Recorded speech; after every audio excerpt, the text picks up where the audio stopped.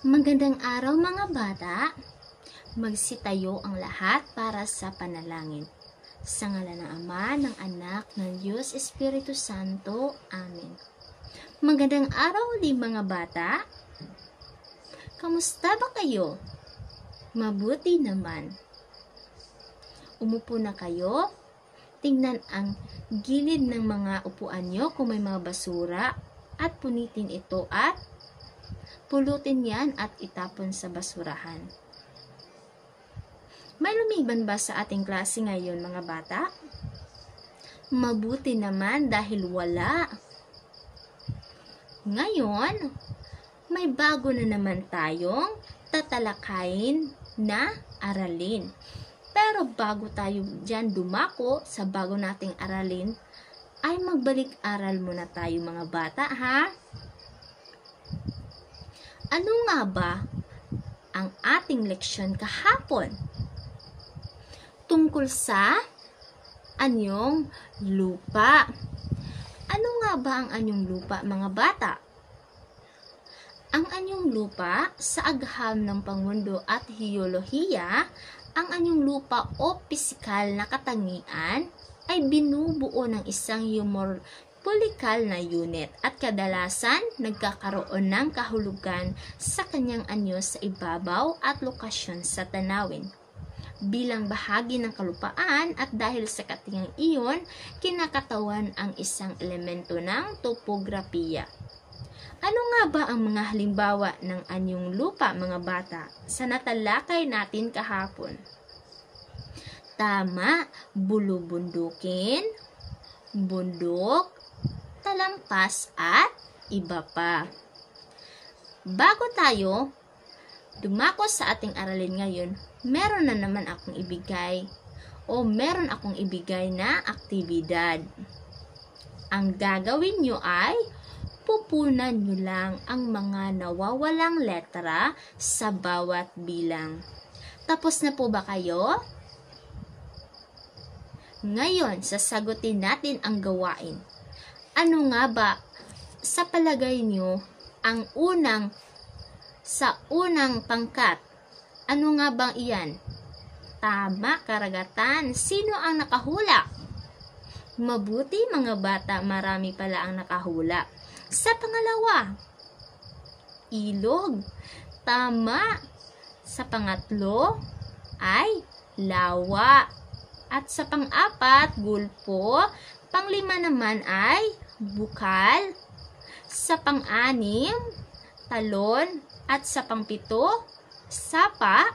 At sa pang-walo, luok. At sa pang-siyam naman ay dagat. Sino sa inyo ang nakakuha ng tamang sagot o perfect score? Mabuti naman, bigyan natin ng 5 palakpak ang mga bata. 1, 2, 3, 4, 5. Ngayon naman, sa palagay nyo, sa ating ginagawang aktibidad, ano kaya sa tingin nyo ang ating tatalakayin natin ngayon o bago nating tatalakayin aralin ngayon? Tama, isa na namang bagong araling tungkol sa anyong tubig.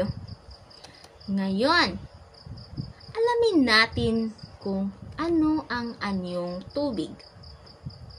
Pero bago yan, babasahin muna natin ang ating mga layunin. Sa una, na ipapahayag ang kahulugan ng anyong tubig. Pangalawa, na ilalarawan ang kaibahan ng iba't ibang uri ng anyong tubig. Pangatlo, na isasagawa ang wastong paraan sa pagpapanatili ng kalinisan ng tubig. Ngayon, ano nga ba ang anyong tubig? Pakibasa lahat. Ang anyong tubig, isang uri ng heograpiya na binubuo ng mga katubigan tulad na lamang ng lawa, dagat, karagatan at iba pa. Ang anyong tubig, in a clue word na napapalibutan siya ng katubigan. Dito makikita o dito May mga dagat, karagatan, at iba pa. Alamin natin ang mga uri ng anyong tubig. Magbigay ako ng larawan at alamin natin kung anong uri ito.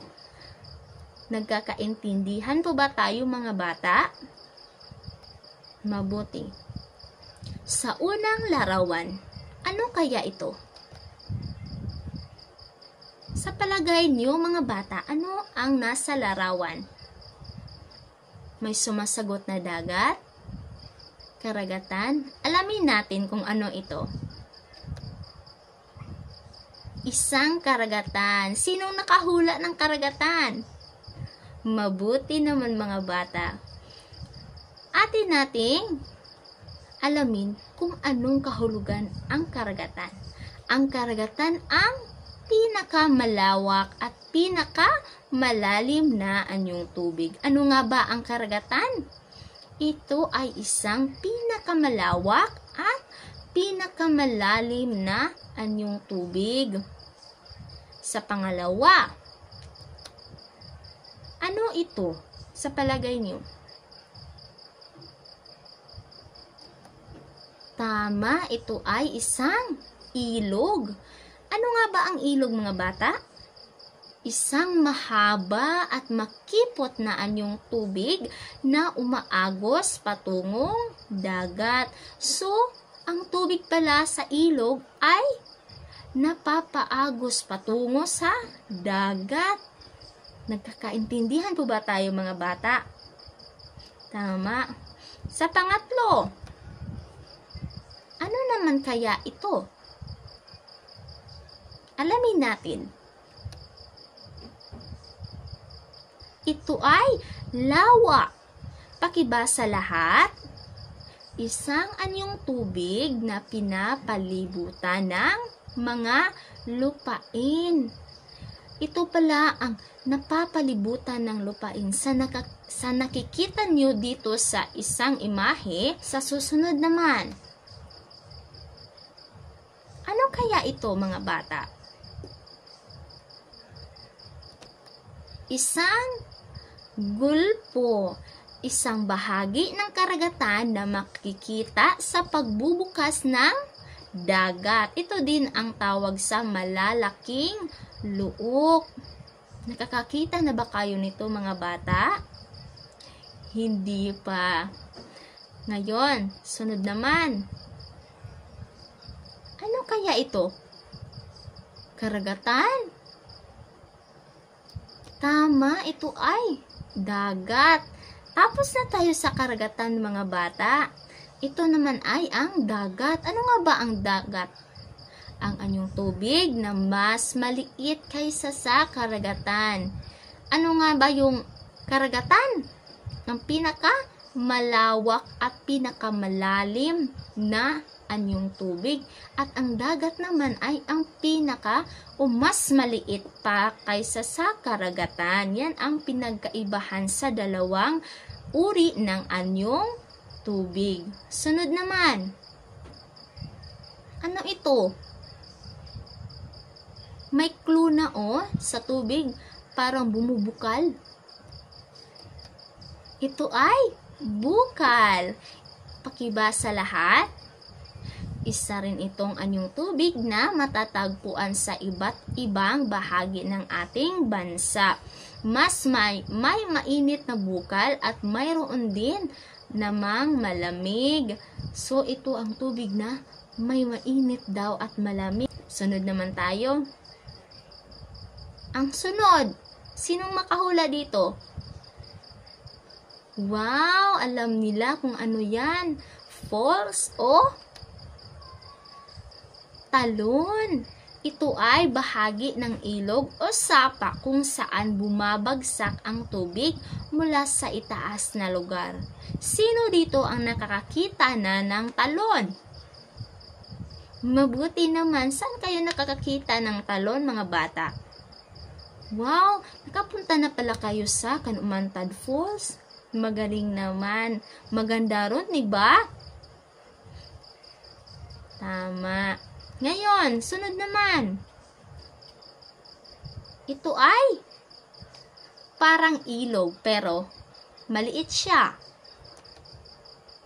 Sapa. Ito ay sapa. Maliit na anyong tubig at ito'y matatagpuan sa iba't ibang puok ng Pilipinas. At dito kinuha ang mga katubigan para sa ating palayan. Sino sa inyo dito ang may sapa sa gilid ng kanilang bahay? Mabuti naman. Alam niyo ba mga bata na kung saan kinuha ang tubig sa ating palayan? Sa sapa. Sunod. Ano kaya ito? May maraming barko. May mga daungan ng mga barko. Ano kaya ito? Isang luok. Ito ay isang uri rin ng anyong tubig na bahagi ng dagat na pasok sa baybayin at mga bahagi din ito ng mga naliligiran ng lupa. Ginagawa din ito ng daungan ng mga sasakyang pandagat. Ito dito dumaan ang mga barko, mga bata. Tinatawag itong luok dahil dito may makikita natin sa gilid ng mga may lupa, mga napapalibutan rin ng mga kalupaan, at dito ang mga barko dumadaan o daungan ng mga sasakyang pandagat. Sunod. Meron pa ba? Yun lamang mga bata. Ilan yon? 9 na uri ng anyong tubig. Ngayon, kumuha ng isang malinis na papel at tukuyin ninyo ang pagkaiba-iba sa mga sumusunod. Sa 5 minuto nyo lang sasagutin. Tapos na po ba kayo mga bata? Ipasa nyo na sa harapan at ako na lang ang magsusuri sa inyong mga papel o mga sagot. Ano nga ba ulit ang kahulugan ng anyong tubig? Isang. Tama. Ito ay hiograpiya na napapalibutan ng katubigan. Ano-ano ang iba't ibang uri ng anyong tubig? Ano nga ba iyon? Karagatan, ilog, lawa, gulpo, dagat, sapa, talon, bukal, at luok. May 9 na anyong uri ng tubig. Paano nga ba natin mapahalagahan ang yamang tubig sa pang-araw-araw sa iyong buhay? Ano nga ba mga bata? Tama, dapat panatiliin nating malinis ang ating katubigan. Hindi dapat tayo magtapon ng mga basura upang mapanatiliin nating maaliwalas tingnan ang ating katubigan at malinis para hindi tayo magkakasakit, hindi tayo babahain ng maraming mga plastik dahil sa mga basura na tinatapon sa katubigan. Gaya lamang ng mga ilog, dyan tinatapon ang mga basura sa mga dagat ba? Di ba mga bata? Sa pagbagyo, may mga plastik kayong makikita pag may baha dahil may mga basurang tinatapon sa mga kailugan, mga sapa, at yun naaanod. Di ba mga bata? Tama. Naiintindihan niyo po ba ang ating aralin ngayon mga bata? Mabuti naman. Ngayon, pagtataya na naman tayo ng aralin. Kumuha kayo ng isang buong papel at sagutin itong mga katanungan o maglarawan lang kayo at ipangalan nyo lang ang kung ano itong larawan. Naiintindihan nyo po ba mga bata? Magsimula na kayo. Sa 5 minutos lamang ang aking ibibigay para magsagot ng pagtataya nyo. Tapos na po ba kayo mga bata? Ipasa nyo na sa harapan ang iyong mga papel. Doon nagtatapos ang ating aralin mga bata. Pero bago natin tapusin iyan, may kasunduan muna tayo mga bata ha? Ang ating kasunduan ay alamin ang iba't ibang gawaing pangkabuhayan ng ating bansa. Naintindihan niyo po ba mga bata? Maraming salamat mga bata ha sa pakikinig at sa pag-unawa ng ating aralin. Ngayon, maaari na kayong tumayo para sa ating panapos na panalangin. Sa ngalan ng Ama, ng Anak, ng Diyos, Espiritu Santo. Amen. Paalam mga bata!